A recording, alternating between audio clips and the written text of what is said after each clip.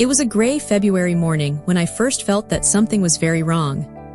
I was standing outside the Charleston Police Department, looking at the entrance like it was a dark tunnel I did not want to enter. People passed by, an old man with a cane, a teenage boy with headphones, and a mother pulling her crying child. But I stood still, holding my coat tightly as if it could keep me together. 2 weeks had passed since the accident, since Gregory, since the call that broke everything. Now I was here to pick up the last things he ever touched. Gregory always said I took too long to make decisions. "You can stand outside a store for 30 minutes before going in," he would joke, nudging me with a smile. His voice still echoed in my mind, clear, warm, and familiar, but now it made the silence feel heavier. Finally, I stepped inside.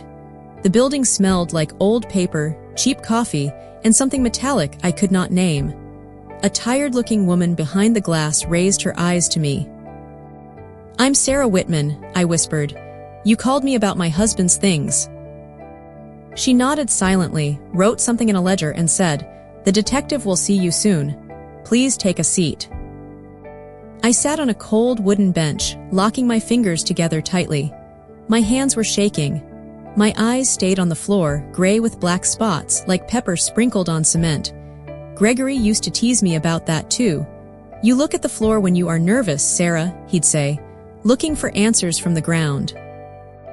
I did not answer. Not then, not now. The floor said nothing. "Mrs. Whitman." I looked up. A man in his 40s, wearing a wrinkled suit and tired but kind eyes, stood at the hallway. "Detective Peters," he said with a small nod. "Let's talk in my office." The room was crowded. Files piled up, walls filled with posters about road safety and photos of crushed cars, too much like the one Gregory had been in. My stomach twisted. The detective noticed. "Sorry about the mess," he said, moving a folder aside. "Not the best place, I know." He pointed to a chair. "Please sit. I just need your signature to release your husband's personal belongings." He slid a paper toward me. I did not read it. I signed. Then he gave me a clear plastic bag. Inside were Gregory's phone with a cracked case, his old leather wallet, a pack of mint gum, and a lighter strange because he had quit smoking 2 years ago. I held the bag to my chest like it was him. Like if I pressed hard enough, I could feel his heartbeat through the plastic. "Again, if you need anything, don't hesitate," the detective said quietly. I nodded and left without another word. Outside, the cold hit me harder than I thought. My hands shook so much that I couldn't get the key into the car door.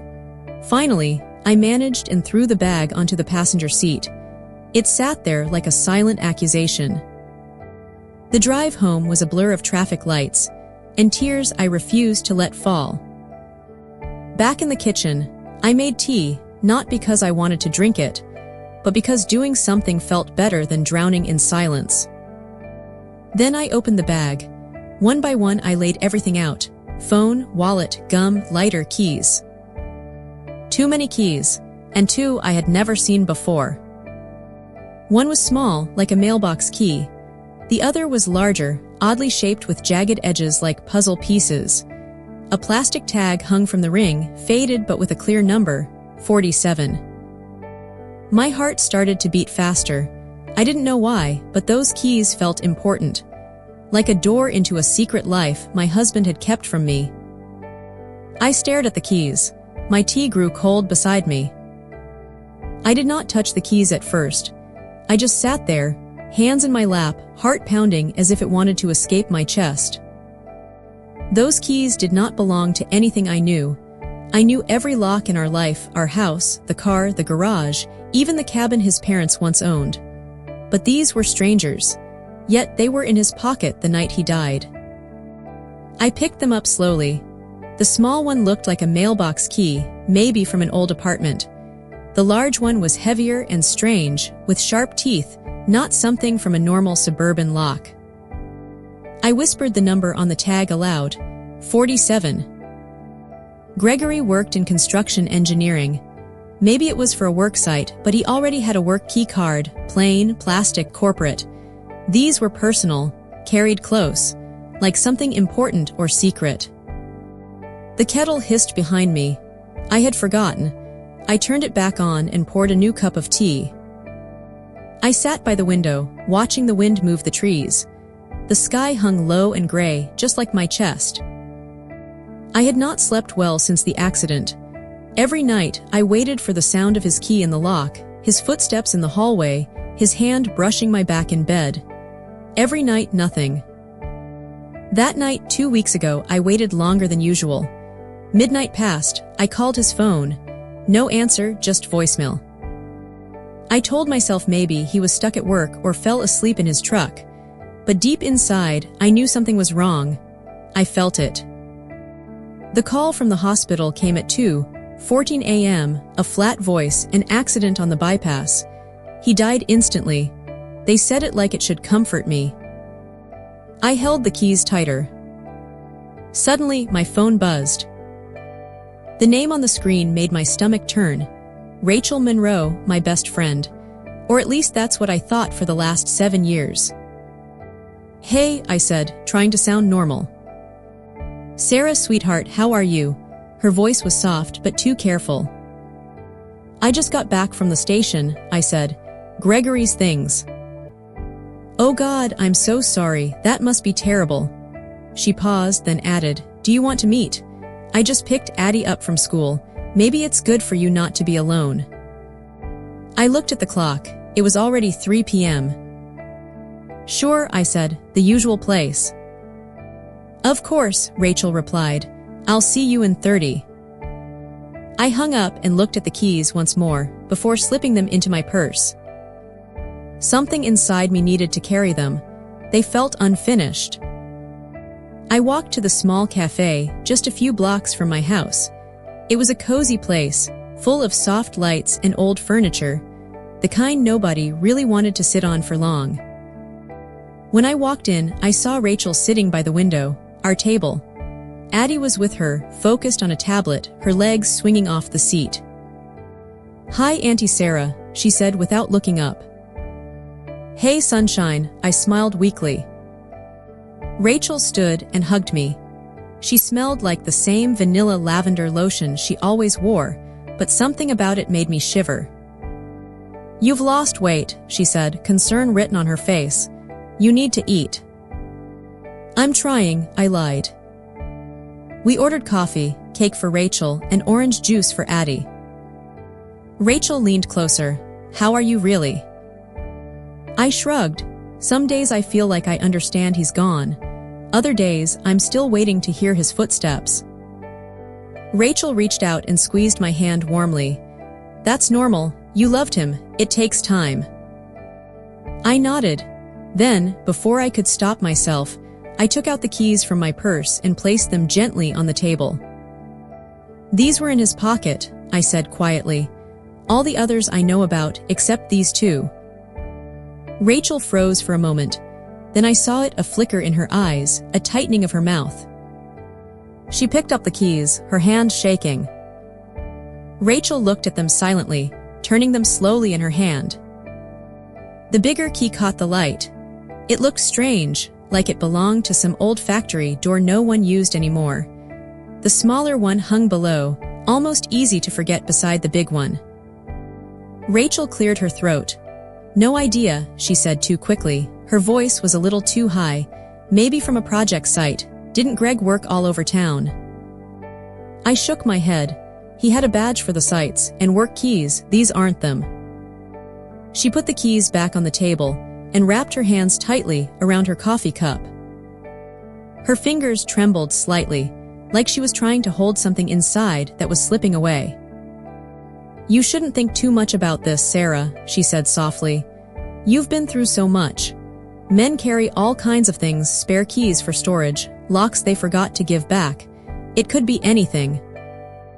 Her voice was too soft. I tilted my head. "Are you okay?" "Me, of course," she forced a smile. "I just hate to see you like this." Addie spoke from the tablet. "Mom, can I go play the claw machine?" Rachel nodded without turning. Go ahead, baby. Stay where I can see you. Addie hopped down and ran toward the glowing arcade games in the back corner. Rachel fumbled for her purse. Shoot, I don't think I have change. She opened her bag and dumped its contents on the table. Wallet, lipstick, tissues, keys, and there they were.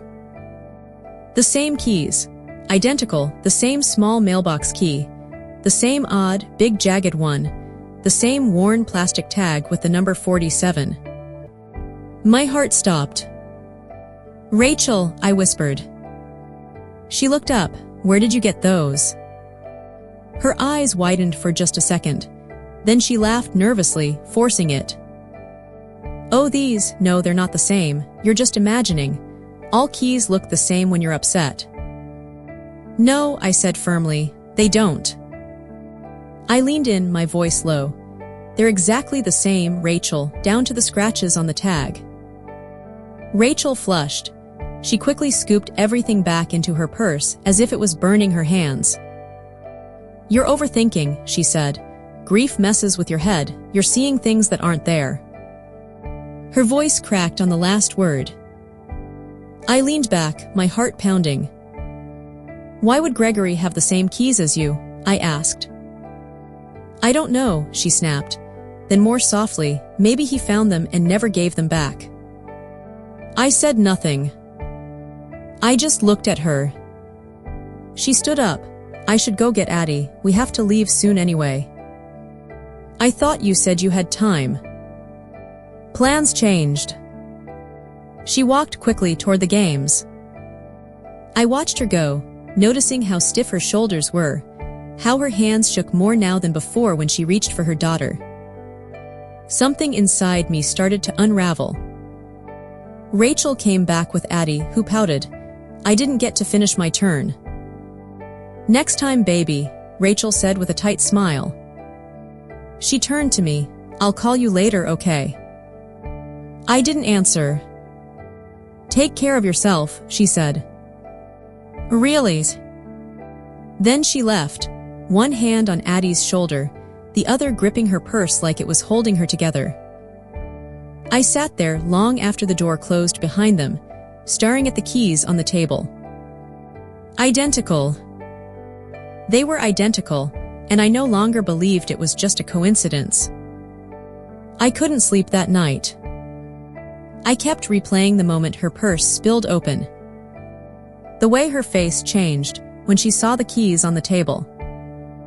How her fingers trembled when she quickly scooped them back in, like they were evidence she never meant to show. I thought I knew Rachel. Or at least I thought I did.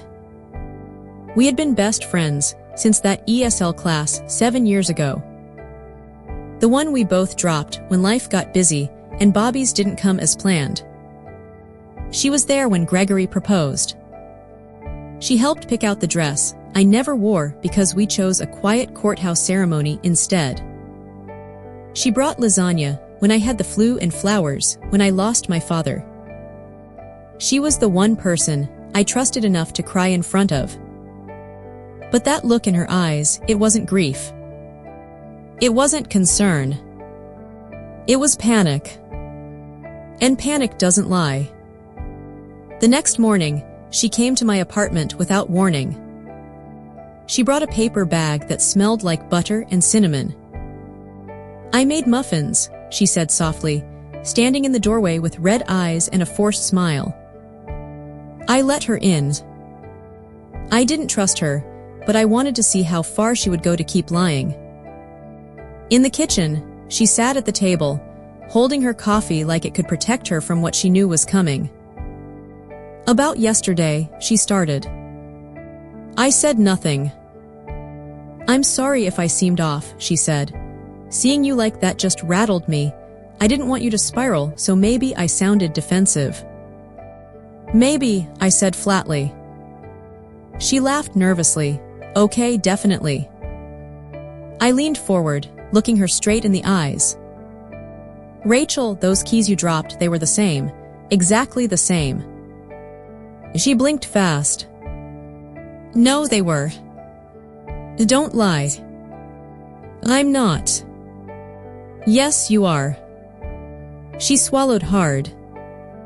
Sarah, you're grieving. I know how sharp everything feels right now, but you're making something out of nothing. I waited a moment and asked, "Can I see your keys again?"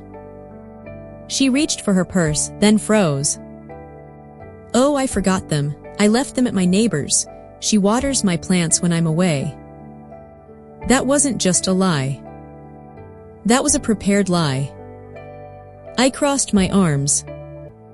"So, how did you get into your building this morning?" She looked away. "The building has a code, you know that, and your unit." "I didn't lock it last night. I let the silence hang." She fidgeted. "Look, I don't know what you're trying to prove, but I'm not trying to prove anything, Sarah. I'm just trying to understand why my husband had keys that match yours. I'm trying to understand why you're lying." Her face twisted. For a second, I thought she might tell me. She might say the words and get it over with. But instead, she stood up. "I have to pick Addie up. She has a doctor's appointment." "It's 11 in the morning." She grabbed her coat. "It's a pediatric thing, routine. They're backed up, so we had to go early." She didn't look at me as she left. Just mumbled, "I hope you get some rest, okay?" and closed the door behind her. I stood in the silence, the bag of muffins untouched on the counter. I looked around my apartment, the framed photos, the blanket Gregory always pulled over my feet, the chipped coffee mug he refused to throw away, and felt it all start to rot. Rachel was lying. That much I knew. The question was, what exactly was she hiding with those keys? By Thursday morning, something inside me had changed. Rachel called just after sunrise. Her voice was rushed and distant. She said her mother had fallen and broken her leg. She was taking Addie to stay with her for a few days. "I'll be out of town," she said. "Probably until Sunday, just wanted you to know." Then she hung up without waiting for a reply. I stared at my phone. She was leaving the city. The apartment, if the keys fit, would be empty. And I had the keys. I tried to talk myself out of it, packing the kitchen, drinking half a cup of coffee that grew cold in my hands. I told myself it was wrong. A violation. An overreaction. A mistake. But another voice, the one that whispered to me since the accident, was louder now. "You need to know." By 10 a.m., I was parked outside a plain brick building in North Charleston. I had seen it once before, in the corner of an old address book Gregory kept in his drawer. Unit 47. I walked up to the third floor. The hallway smelled faintly of dust and old dryer sheets. I stood in front of the door, my heart pounding so hard it felt like my ribs might break. I took out the keyring. The small key fit into the top lock. It turned easily. The large key slid into the bottom lock like it had opened this door many times before. The door opened. The first thing I noticed was the scent. A soft floral perfume I had smelled 1,000 times on Rachel's sweaters. And underneath, something unmistakable. The warm, masculine scent of Gregory's cologne. I stepped inside slowly, afraid the floor might disappear beneath me. The apartment was small, clean and cozy. Toys sat on the shelf. A small pink backpack hung by the door. A pair of child sneakers sat beside a man's worn leather shoes. On the living room wall, photos stared back at me. Rachel, Gregory, Addie. In one picture, Gregory's arm was around Rachel's waist. His head tilted toward her, just like he used to with me. In another, he knelt beside Addie at a birthday party, lighting candles on a cake. They were all smiling, real smiles, not the forced kind you fake for pictures. I moved through the apartment like a ghost. In the bedroom, a tall dresser stood. Inside were Gregory's shirts, folded like I used to fold them. His cologne bottles sat half full on the nightstand. I opened the closet, and my breath caught. His navy jacket, the one I gave him for our anniversary. He told me he lost it. I walked to the bathroom. A toothbrush, razor, shaving cream, the same brands he always used at home. This wasn't a place he visited. He lived here. He had a life here. A second life. I sat on the edge of the bed, barely breathing. The sheets smelled of both of them. Rachel and Gregory. On the nightstand, tucked into a small basket, was a drawing. Crayons on construction paper. Addie's handwriting. Me and Mommy and Daddy. 3 stick figures under a bright yellow sun. I traced the words with my finger. The letters were clumsy, some backward, like the birthday card Addie gave me last year. She must have been 5 or 6. She wasn't just calling him Gregory. She was calling him Daddy. I don't remember how long I sat there staring at that drawing. It was so innocent. So happy.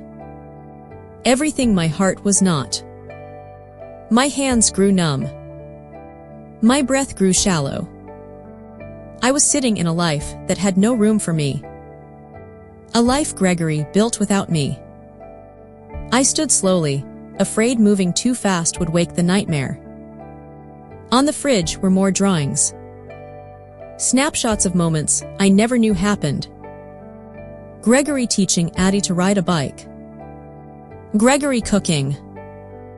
Gregory laughing. All in this apartment. All with Rachel and Addie. Back in the bedroom, I opened the drawer next to the bed and found a stack of papers.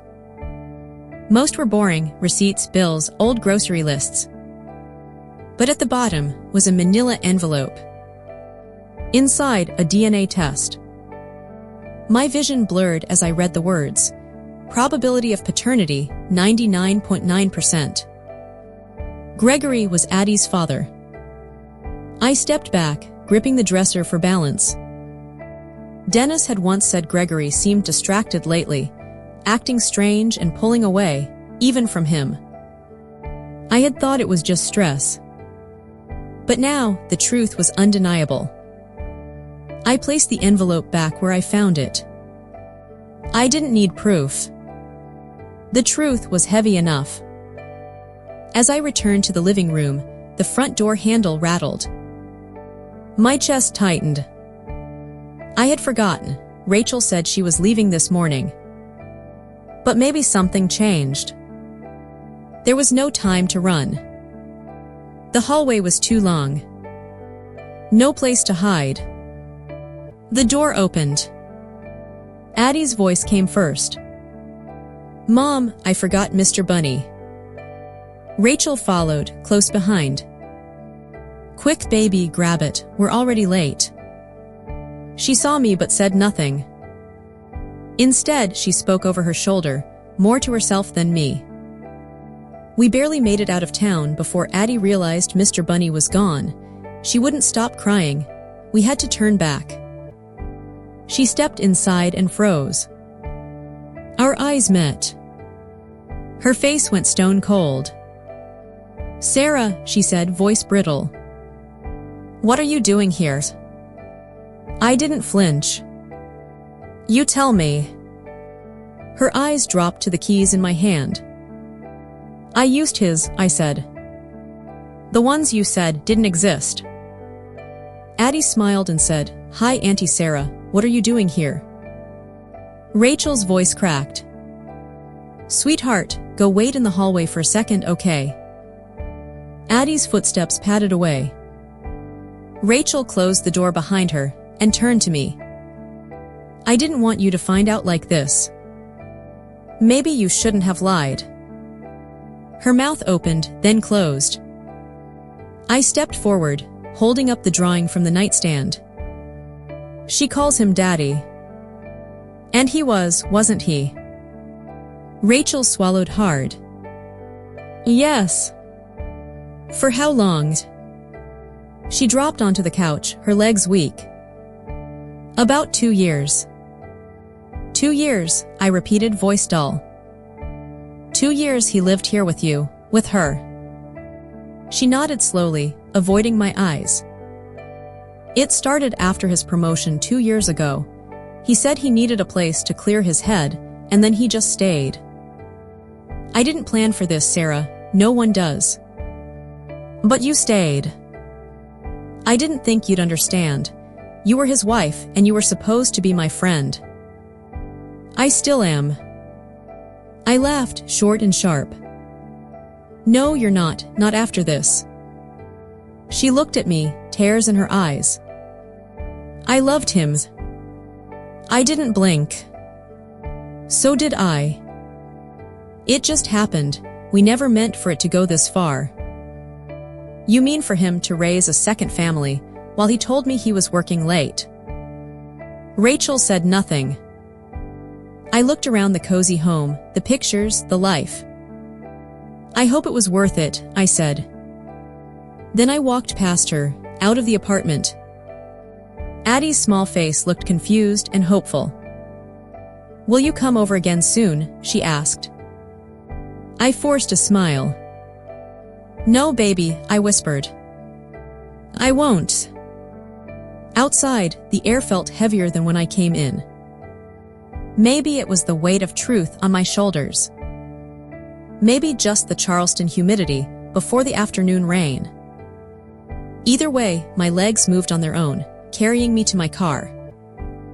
But my mind stayed trapped in that apartment, among Gregory's clothes, Addie's drawings, and Rachel's lies.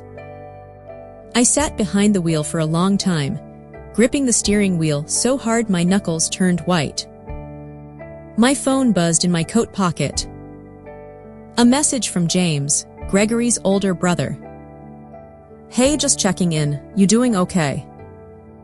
I didn't reply right away. I just stared at the message. Finally, I typed, I need to talk, can we meet? He called almost immediately. Where are you? I told him. We agreed to meet at the park, near my building. 20 minutes later, we were walking along the path near the duck pond like we used to during holidays when Gregory was still alive, pretending to be a husband. James glanced at me. You look pale. I've had better mornings. He nodded. Then he said, Rachel called me. Of course she did, I said. Said you found out. I found everything, I said. The apartment, the pictures, the DNA test. He sighed and rubbed the back of his neck. I'm sorry, how long have you known? I stopped walking. 6 months, I asked. He hesitated. 6 months, maybe a little more. I stopped. 6 months, and you said nothing. He looked at me, expression tight. What was I supposed to say, Sarah? Hey, your husband has a whole second life with your best friend. Surprise. Yes, I snapped. That's exactly what you were supposed to say. He winced. I didn't want to hurt you. And he didn't want to hurt me either, right? That's why he lied. That's why he tucked his toothbrush into her bathroom drawer and told me he was working overtime. James looked genuinely pained. It was wrong, I told him that. I told him he couldn't live like that. But he did. Yes, and you let him. James didn't answer.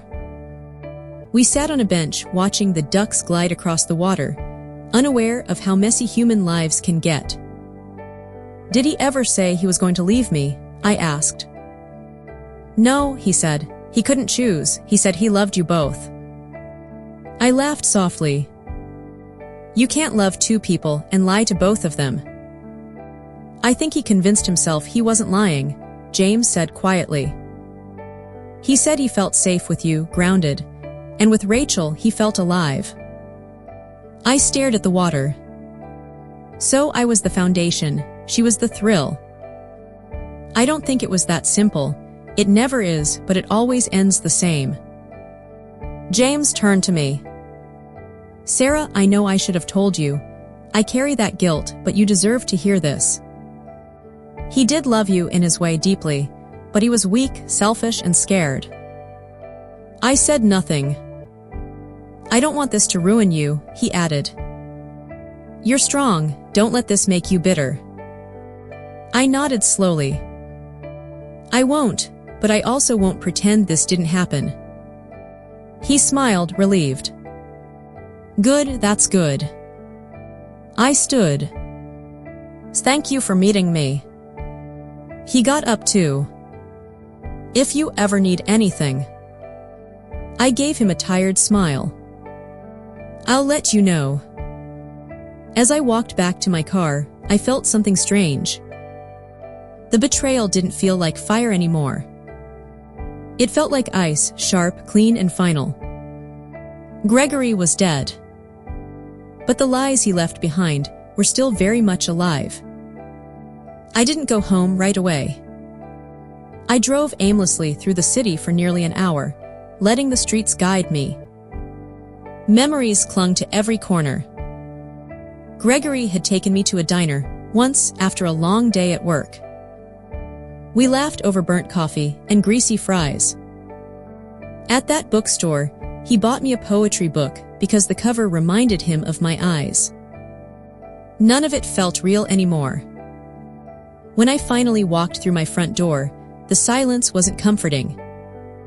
It was accusing. This apartment had been our sanctuary. Now it was a museum of half-truths. His shoes by the door. His coat still hanging in the hallway. The cologne bottle on the dresser, half empty, as if he might return to finish it. I stood in the living room for a long time, staring at our wedding photo on the wall. He was smiling at me like I was the only person in the world. That same smile he gave Addie when lighting her birthday candles. That same smile Rachel said he wore when reading bedtime stories. How many versions of Gregory had there been? How many lies had I called love? I grabbed a box from the hallway closet and began packing. Not out of anger. Not even sadness. But out of necessity. I couldn't breathe with his things everywhere. Shirts, ties, cufflinks, the socks I used to fold carefully. The t-shirts I stole to sleep in when he was away. One of them still smelled like him, and I almost dropped it. Almost. I taped the first box shut, then another and another. Around 6 in the evening, I called James again. Can you help me take some of Gregory's things to your parents' house? He arrived an hour later without questions. As we loaded boxes into his trunk, he asked gently, "What are you going to do now?" I thought for a moment. I'm going to live for real this time, for myself. James smiled. That sounds like the best thing you could do. That night, I sat on the balcony, legs wrapped in a blanket, a glass of wine in my hand. The city lights shimmered below me. Somewhere, children were laughing. Somewhere, someone was telling the truth. I pulled out my notebook, untouched since before Gregory died, and flipped to a blank page. At the top I wrote, "My life from now on." Then I started a list. 1. Sell the apartment. 2. Move to a place with more light.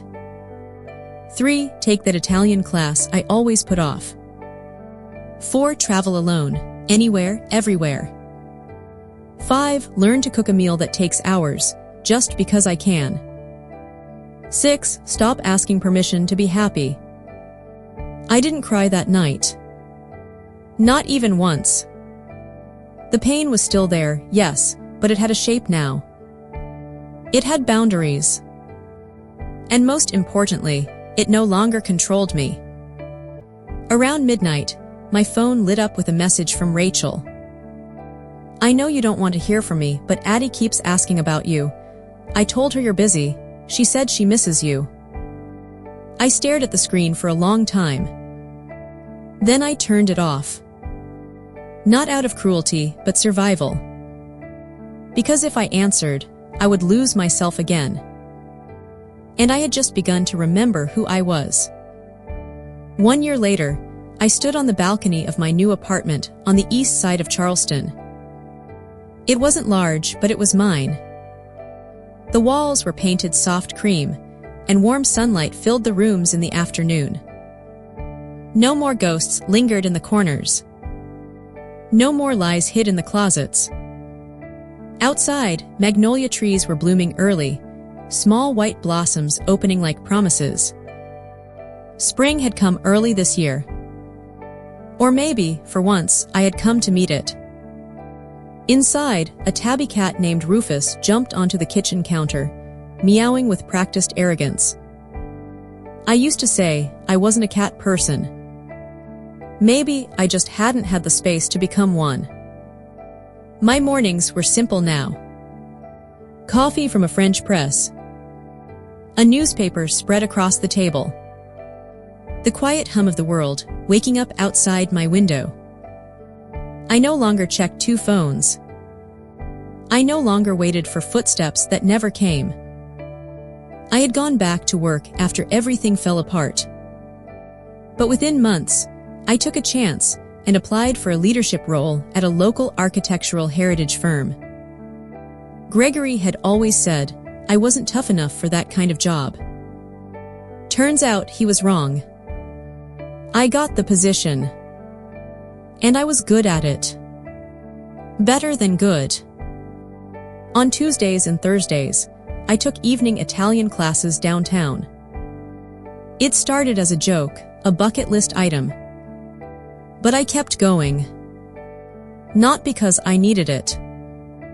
Because I enjoyed being bad at something again. Learning slowly.